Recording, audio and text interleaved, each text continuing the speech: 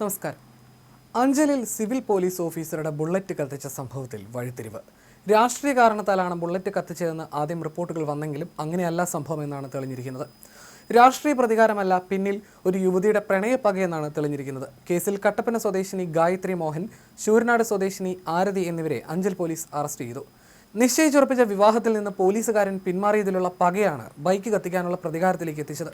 അതിനിടെ അറസ്റ്റിലായ യുവതികളിൽ ഒരാൾ പോലീസ് കസ്റ്റഡിയിൽ വെച്ച് വിഷം കഴിച്ച് ആത്മഹത്യയ്ക്ക് ശ്രമിച്ചതും നാടകീയ രംഗങ്ങൾക്ക് കാരണമായി. പുനലൂരിലെ ആശുപത്രിയിൽ വൈദ്യപരിശോധനയ്ക്ക് എത്തിച്ച് തിരികെ മടങ്ങുമ്പോഴാണ് യുവതികളിൽ ഒരാൾ വിഷം കഴിച്ചത്. ആറന്മുള സ്റ്റേഷനിലെ പോലീസ് ഓഫീസറായ വിവേകിന്റെ ബുള്ളറ്റാണ് യുവതികൾ കഴിഞ്ഞ ദിവസം ചുട്ടരിച്ചത്. വീടിന് മുന്നിൽ കരിയോയിൽ ഒഴിച്ചതിനാൽ വിവേകും മാതാപിതാക്കളും വാഹനം കത്തുന്നത് കണ്ട് പുറത്തേക്ക് ഇറങ്ങിയപ്പോൾ അതിൽ തെന്നി വീഴുകയും പരിക്കേൽക്കുകയും ചെയ്തിരുന്നു.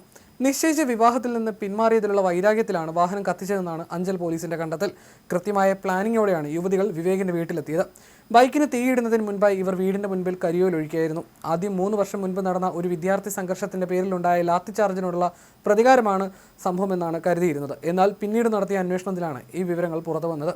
തിരുവനന്തപുരത്തെ എൻട്രൻസ് കോച്ചിംഗ് സെന്റർ വിദ്യാർത്ഥിനികളായ ഇരുവരെയും സമീപത്തെ ലോഡ്ജിൽ നിന്നാണ് പോലീസ് കസ്റ്റഡിയിലെടുത്തത്. യുവതികളിൽ ഒരാളും വിവേകും തമ്മിൽ നേരത്തെ പരിചയമുണ്ടായിരുന്നു. തുടർന്നാണ് വിവാഹം നിശ്ചയിച്ചുറപ്പിച്ചത്.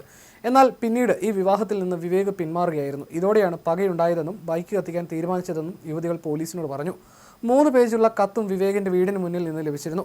ഞങ്ങൾ ഭരണത്തിൽ വരില്ലെന്ന് നീ വിചാരിച്ചോ? നീ കുറച്ച് നാൾ ലീവ് എടുത്തതുൾപ്പെടെ നിന്റെ അടൂർ ക്യാമ്പിലെ ഓരോ ചലനവും ഞങ്ങൾ അറിയും. നീ ആ കോളേജിലിട്ട് ഞങ്ങളുടെ പിള്ളേരെ തൊട്ടത് ഞങ്ങൾ മറക്കില്ല. നീ സൂക്ഷിച്ചോ, നിന്റെ നാറിയ കഥകൾ ലോകം അറിയാൻ പോകുന്നു. നിന്റെ മാന്യതയുടെ മുഖം മൂടി വലിച്ചു കീറാൻ കുറച്ച് നാളുകൾ മാത്രം. ഇങ്ങനെയായിരുന്നു കത്തിൽ കുറിച്ചിരുന്നത്. ഇതായിരുന്നു പിന്നിൽ രാഷ്ട്രീയ കാരണങ്ങളാകാം എന്ന സംശയത്തിന് കാരണമായത്.